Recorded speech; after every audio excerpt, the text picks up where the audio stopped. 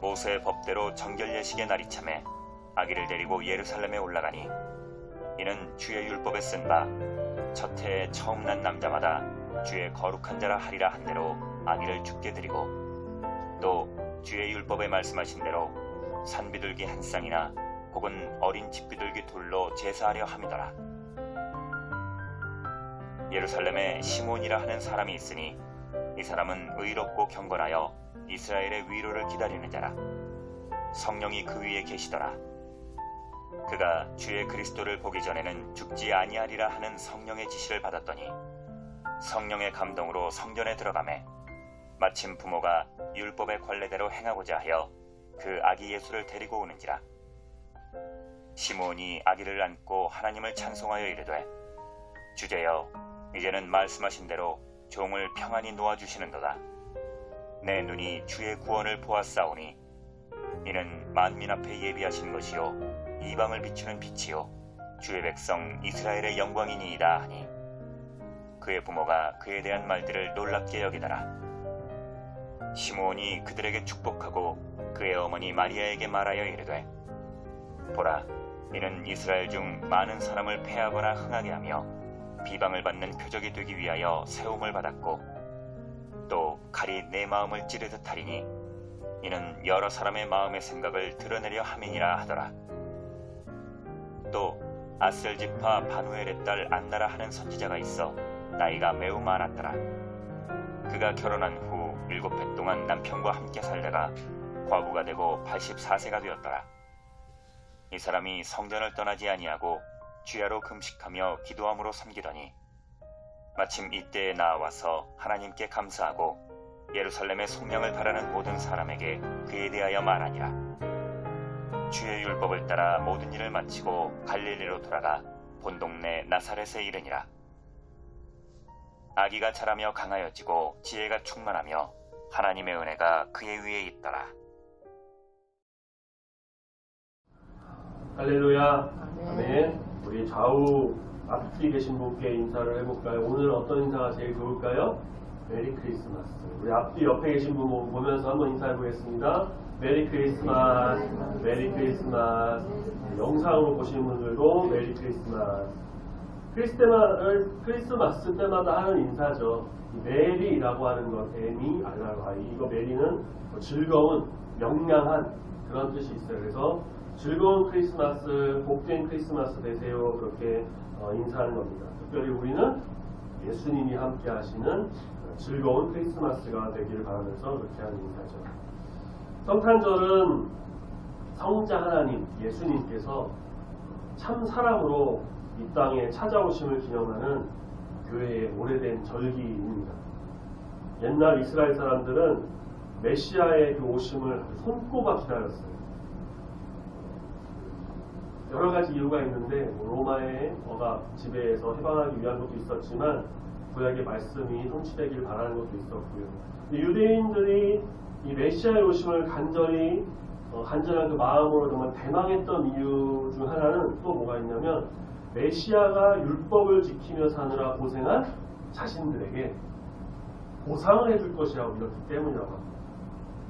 그래서 오실 메시아에 대해서 자기들만의 어떤 기준을 세웠는데 이 기준은 사실 하나님의 어떤 뜻과 말씀과 계획과는 아무 상관이 없는 그냥 그 인간들의 기준에 불과했습니다.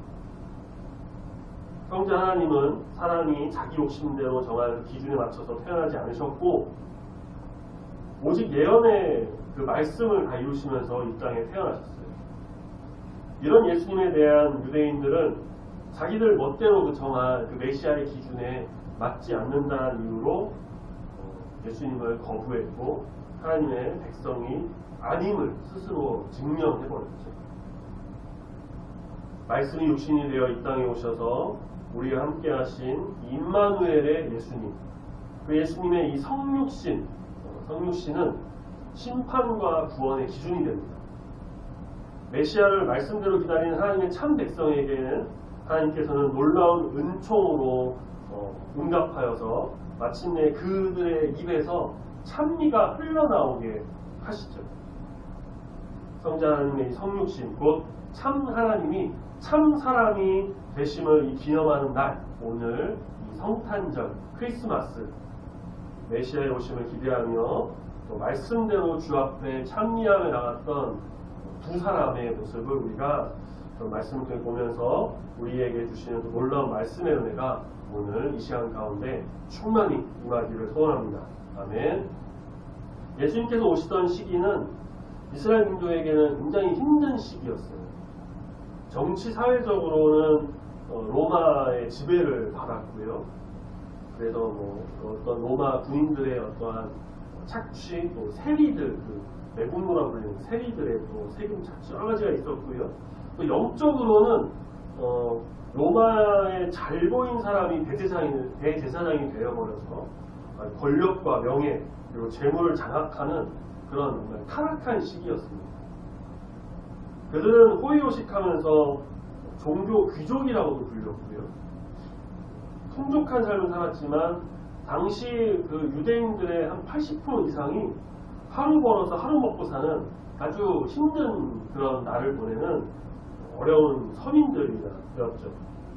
많은 사람들은 이 종교적인 행위에만 치중하도록 하는 바리새인과 또 서기관의 어떤 그릇된 인도에 따라서 지옥의 자식이 되고 있음에도 전혀 자각하지 못하고 있었던 그런 실정이었습니다.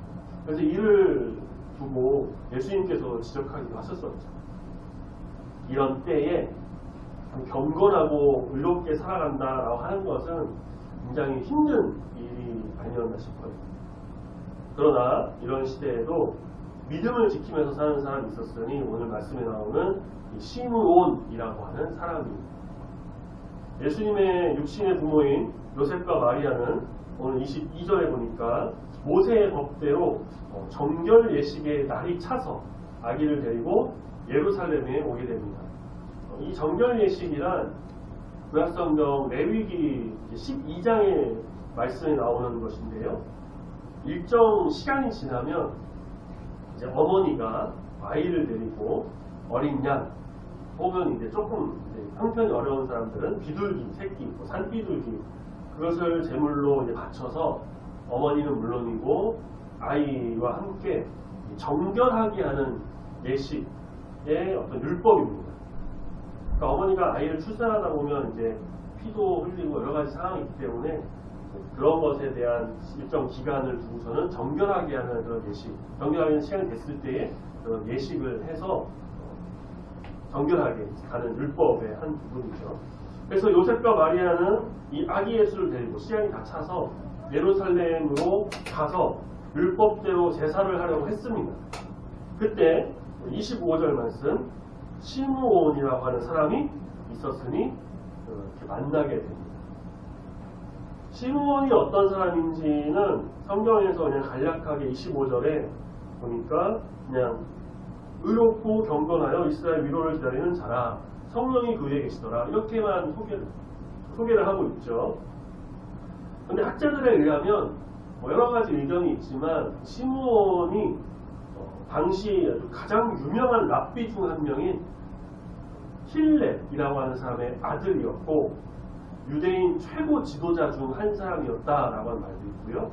또 어떤 학자들은 유대 최대 의결기구인 그 사내들인 공회 아리마대 요셉이나 니고데모 같은 사람들이 속해 있었던 그 사내들인 공회의 의장이었다. 아주 최고 높은 사람 중에 한 사람이었다. 당시로서는 아주 명망 있는 사람이었다라고 할 수가 있는데 사실 뭐 정확하지는 않습니다만 그렇게 알려지는 바가 있습니다. 시므온의 뭐 업적, 경력, 직업 그런 것은 사실 중요하지 않아요. 25절 그가 의롭고 경건하고 이스라엘의 위로를 기다리는 자였고 특별히 성령이 그 위에 계셨다라는 것입니다. 성경에서 의롭고 경건하다는 것은요 하나님을 항상 기억하고 살았다는 것을 의미합니다. 하나님은 시므온에게 26절 주의 그리스도를 보기 전에는 네가 죽지 않을 것이다 라고 하는 성령을 통해서 약속을 해주셨어요. 하나님을 항상 기억하며 살고 있으니 주의 그리스도가 오실 예루살렘을 떠나지 않고 항상 그곳에서 살아갔던 것이죠. 그리고 하나님은 이런 시므온에게 먼저 찾아가셨습니다. 그러니까 시므온이 예수님을 찾아가서 예수님이 아기 예수님이 왔을 때에 왔다고? 그래 내가 갈게 하면서 찾아가서 그렇게 경배한 것이 아니고 그렇게 믿음으로 예루살렘에서 성전에서 그리스도가 오심을 기다리면서 있었던 시므온에게 찾아가 주신 것입니다. 우리도 세상에 살다 보면 믿음의 백성, 그리스도인으로서의 위치에서 떠나가게 만드는 유혹이 참 많아요. 그렇죠? 실제 많은 교인이, 많은 성도들이 자신의 계획과 뜻에 따라서 믿음의 생활에서 이탈하는 경우가 종종 있습니다. 특히 이제 지금은 뭐 다 끝나고 정리가 됐지만 코로나라고 하는 우리가 겪었던 몇 년 전에 있었던 코로나 시기를 겪으면서 더 그런 것이 되어버렸죠. 교세 통계나 여러 가지 뉴스를 봐도 교회인 수가 많이 줄었습니다. 우리나라 한국 교회. 그 시기를 지나면서 예배 나오지 않고 그냥 온라인이 좋아, 이게 편해 라고 하면서 그냥 집에서 있고 결국은 그러다가 교회를 떠나고 교회에서 멀어지고 하나님 잊고 세상에서 살고 그런 삶을 살아가는 사람들이 많아졌죠. 물론 거기에는 교회가 좀 잘 대처하지 못한 것도 있고 연약한 모습을 보이는 것도 있습니다. 있긴 있는데 어쨌든 그렇지만 언제나 하나님의 약속을 기억하고 그 약속을 신뢰하면서 정말 이 믿음의 자리를 떠나지 않는 사람에게는 하나님께서 반드시 찾아와 주십니다. 오늘 본문 말씀에 나오는 시므온을 통해서 우리가 이것을 분명히 깨닫고 믿음의 자리를 굳건히 지키는 모든 성도님들이 되시길 소망합니다. 아멘. 이 예배의 자리, 교회의 이 시간을 특별히 오늘 또 성탄 감사 예배 이 교회를 잊지 않고 주님께서 인도하시는 그 길을 잊지 않고 갈 때에 우리 주님께서 이렇게 우리를 만나주시고 찾아와 주시는 것입니다. 시므온은 앞서 말씀드린 그 힘든 시기를 보내는 이스라엘의 위로를 기다리고 있었는데 이것은 뭐 자기 힘으로나 어떤 실력으로나 그렇게 위로를 만들어가는 것이 아니고요. 하나님께서 위로해 주실 것을 기다리면서 기대하면서 그렇게 기도하며 살아갔다는 것을 의미합니다. 우리가 이전에 주일 저녁 예배 시간에 그 웨스트민스터 소요리 문답을 봤었는데요. 웨스트민스터 요리 문답이 좀 가장 널리 알려졌기 때문에 그것을 이제 봤는데, 근데 그 웨스트민스터 요리 문답이나 여러 가지 그런 것들이 나올 당시에는요, 이런 요리 문답이 여러 곳에서 많이 나왔습니다. 그 중에 또 대표적으로 하나 뭐냐면 하이델베르크 요리 문답이라고 있어요. 제 1문에서 이렇게 묻습니다. 사나 죽으나 당신의 유일한 위로는 무엇입니까? 답이 좀 긴데 잘 들어보세요. 사나 죽으나 당신의 유일한 위로는 무엇입니까? 그 답입니다. 살아서나 죽어서나 나는 나의 것이 아니며 내 몸과 내 영혼은 진실하신 나의 구주 그리스도 예수의 것입니다. 그리스도께서는 주님의 보혈로 내 모든 죄의 삭슬을 치르셨고 나를 마귀의 권세 아래에서 해방시켜 주셨습니다. 또 하늘 아버지의 뜻이 아니면 머리카락 하나도 땅에 떨어지지 않도록 나를 보호해 주시며 모든 것이 진정으로 협력하여 나의 구원을 이루어 가십니다. 그러므로 주님의 성령으로 내게 영생을 확신하게 하시고 지금부터는 마음을 다해 기꺼이 그리고 신속하게 나의 주님이신 예수님을 위하여 살도록 인도하십니다. 라고 답하고 있습니다. 그러니까 성령을 통해 주님의 약속을 받은 사람은 살든지 죽든지 무엇을 하든지 바울의 말처럼 먹든지 마시든지 무엇을 하든지 오직 주님으로부터만 위로를 받는다는 것입니다. 세상은 정말 많은 가짜 위로로 사람들을 부릅니다. 어떤 게 있을까요? 재물이 많으면 위로가 될 것이다 라고 미혹해서 온통 재산을 모으는데 막 혈안이 되도록 하죠. 또 건강이 최고야. 건강이 최고. 물론 최고긴 최고죠. 근데 그게 최고 위로라고 하면서 막 부추기 만들어가지고요. 어떻게 할까요? 주일에도 건강한 일을 위해서라면 그냥 공적인 예배의 자리도 벗어나도록 해요. 제가 대학교 다닐 때 IBF라고 하는 기독교 동아리에 있었는데요. 거기서 만난 동생이 있어요. 소그룹 때 제 리더이기도 했어요. 저는 멤버고 그 리더였는데 교회도 굉장히 잘 다녔고요. 지금도 물론 잘 다니고 있어요. 그래서 제가 가끔 만나는 그런 얘기예요. 너는 목사의 리더였던 사람이니까 정말 신앙생활 잘해라. 뭐 그런 식으로 얘기를 하긴 하는데, 근데 이 친구가 어떠한 좀 달리기, 운동하는 거에 좀 빠져가지고 주일에 간혹 마라톤 대회가 있으면 예배 빠지고 거기를 가더라고요. 건강에 좋다고는 하는데 주일 예배 빠지면서 그렇게까지 해야 하나 싶어가지고 그런 얘기를 해보진 않았지만 그래서 그런 생각이 좀 들더라고요. 자녀가 이제 위로가 될 것이라고 속여가지고 막 성공에만 몰두하도록 만들어갖고 자녀들에게 막 더 좋은 학교, 더 좋은 직장, 더 좋은 곳으로 막 목표 삼도록 하면서 하나님께 인정받는 것보다 세상에서 인정받도록 갈망하도록 만들기도 합니다. 물론 공부 열심히 하고 좋은 학교 가고 좋은 직장 가는 것도 정말 좋죠. 좋은데 하나님 앞에 바로 서고 하나님께 인정받고 하나님의 사랑을 받아야지 세상적인 성공만 하도록 만드는 그런 것은 좀 안타깝죠. 심지어 목사님들 중에도 그런 경우가 있습니다. 제가 만난 어떤 목사님은요, 자녀가 교회에서 예배 드리는 것에 크게 신경도 안 쓰고요. 그 아들이 이제 찬양팀에서 드럼 치는데 예배 이제 시작하기 전에 찬양팀이 찬양을 해요. 그러면 드럼 치고 기도할 때 몰래 뒤로 빠져나가고 그냥 가요. 자거나 뭐 도망가는 거죠. 그냥 놔둬요. 뭐 집에서 얘기하는지 모르겠는데 그냥 놔두고 별 얘기를 안 하는 거예요. 그러면서 설교 시간에는 우리 아들이 기도로 응답받아가지고 여의도 좋은 직장 들어갔다고 자랑하고, 이게 과연 맞는 걸까? 이게 정말 위로가 되는 그런 말일까? 사실 거짓 위로에 불과하다라는 생각이 듭니다.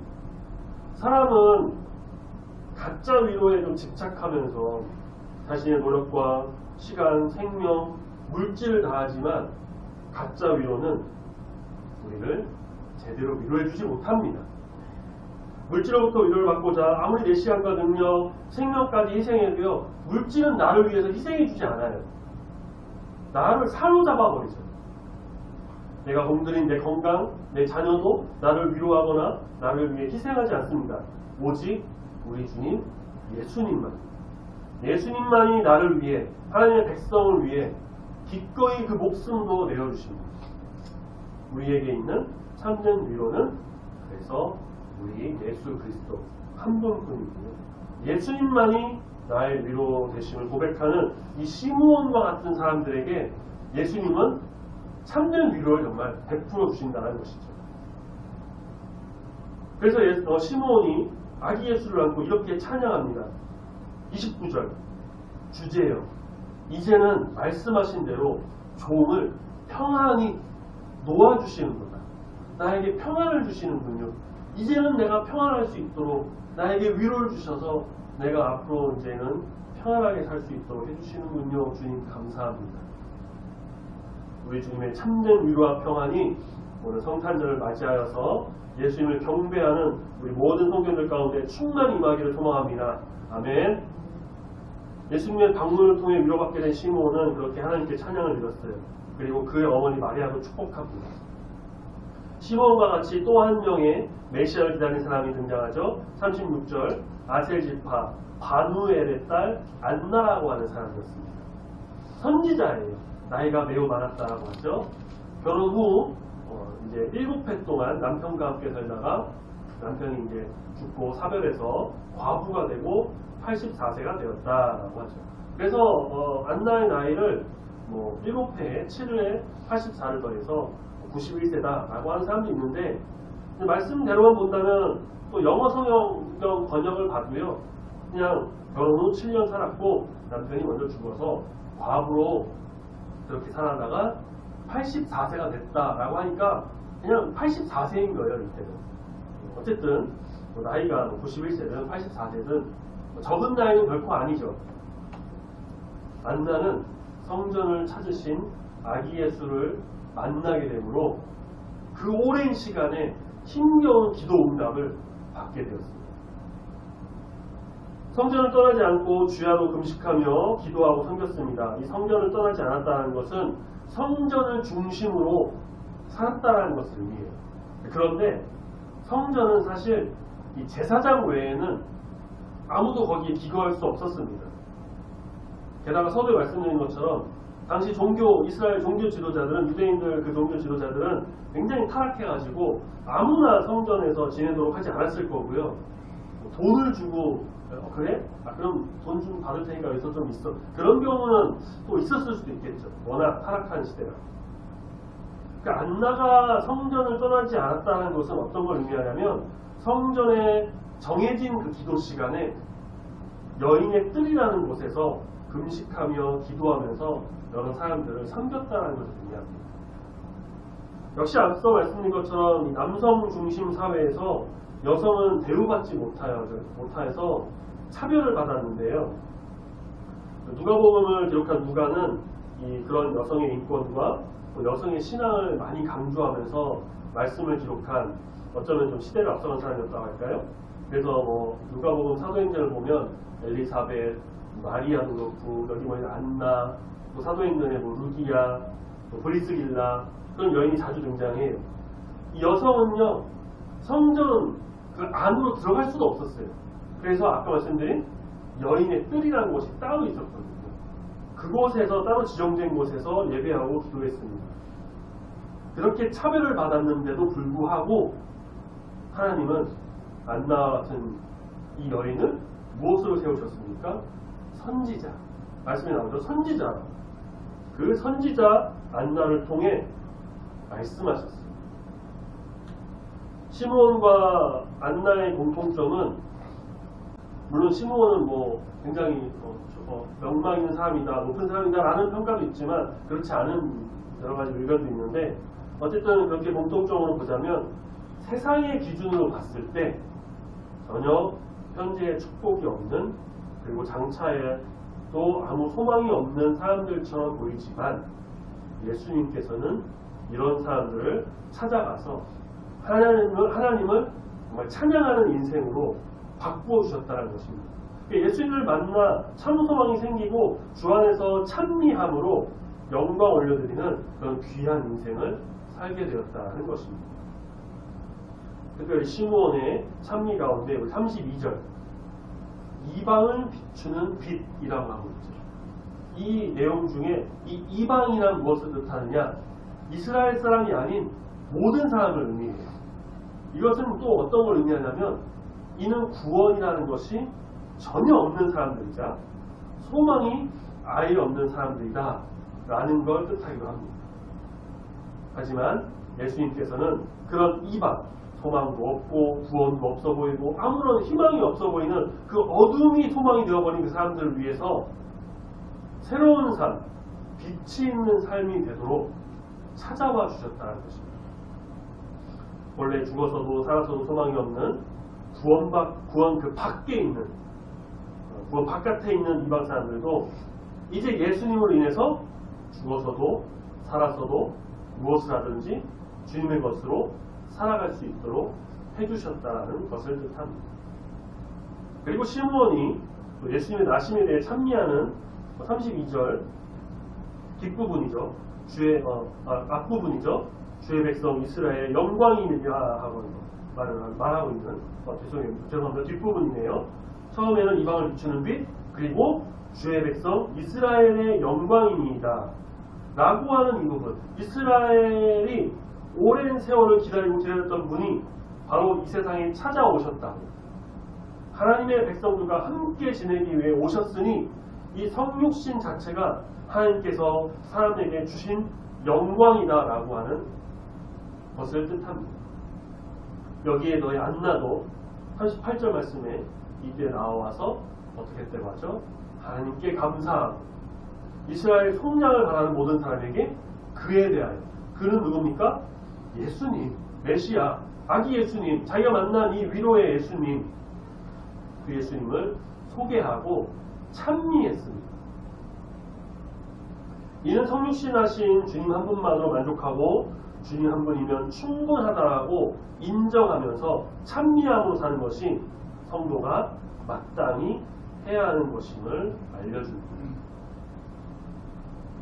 시므온과 안나가 주님을 만나 정말 기쁨을 누리고 위로를 받고 정말 감사함으로 그렇게 찬미하면서 그 기쁨의 여생을 살아갔던 것처럼 우리도 우리 주님을 찬미함으로 말미암아 그 말씀이 육신이 되어 오신 우리를 구속하기 위해 우리를 구원하시기 위해 오신 참 사람으로 이 땅에 오신 예수님을 더욱더 사랑하며 영광을 올려드리며 주님으로 인해 살고 죽는 그런 삶이 되시는 우리 성도님들이 다 되시기를 소망합니다. 아멘. 우리 어제 주보 말고 오늘 성탄감사 예배 주보 4면이죠. 원래 광고가 있던 4면 보시면요. 성탄의 의미라는 글이 있어요. 먼저 오셔서 보신 분도 계실 텐데 지금 뭐 잊지 마시고 집에 가서 한번 읽어보시고요. 지금은 이제 말씀 한번 들어보시고요. 뭐 요약하자면 이런 내용이에요. 누구를 위한 성탄절일까? 정말 누구를 위한 이 크리스마스일까? 지난주에도 말씀드렸는데 요즘 세상은 어떻습니까? 이 크리스마스를 통해서 예수님의 탄생을 축하하고 경배하고 우리를 위해 이 땅에 오신 메시아의 탄생을 바라보기보다는 성탄 특수를 이용해서 장사를 하려고 하는 사람, 그 상인들의 날이 아닌가 싶기도 하고 성탄 휴가 즐기려고 이것저것 여행하고 준비하고 계획하는 사람들의 날이 아닌가 싶기도 하고요. 아니면 산타의 날이 아닌가 싶기도 하고 또 크리스마스를 이용해서 연인들을 만나고 좋은 사람을 만들어서 자신의 어떤 육적인 쾌락을 만들어 가려고 하는 그런 사람들이 있는가 하면 그리스도인들 안에서조차 예수님을 바라보기보다는 자기 하고 싶은 것을 하거나 여러 곳에 가거나 이 시간에 교회에 나와 예배드리기보다는 눈도 왔는데 길도 미끄러운데 안 가고 따뜻한 곳에서 자기 하고 싶은 것을 그냥 자유롭게 누리는 그리스도인들도 있다라는 것입니다. 그러한 것을 다 뒤로 하고 이렇게 여기 나와서 우리 예수님의 탄생을 축하하고 경비하는 우리 모든 성도님들께는 하나님의 크신 위로와 은혜가 가득 넘칠 줄로 믿습니다. 아멘. 성탄절은 하나님께서 우리를 향한 사랑을 아주 쏟아 부어주신 날입니다. 우리를 사랑하심을 확증하신 날입니다. 우리를 구원하기 위해 독생자를 이 세상에 보내주신 그 사랑의 날. 어제 주일 난예배 시간에 말씀드렸죠. 자기 백성을 죄에서 구원할 자.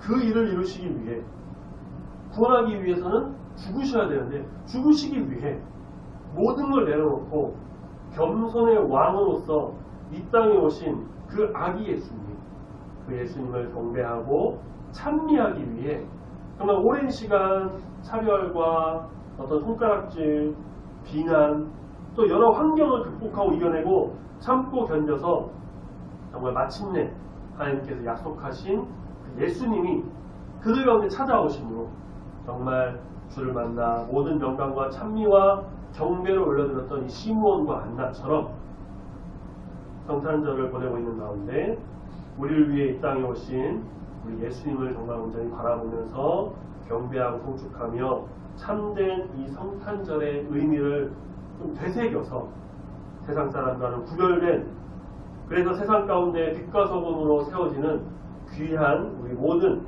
찬미하는 성도님들 되시길 소망합니다. 아멘.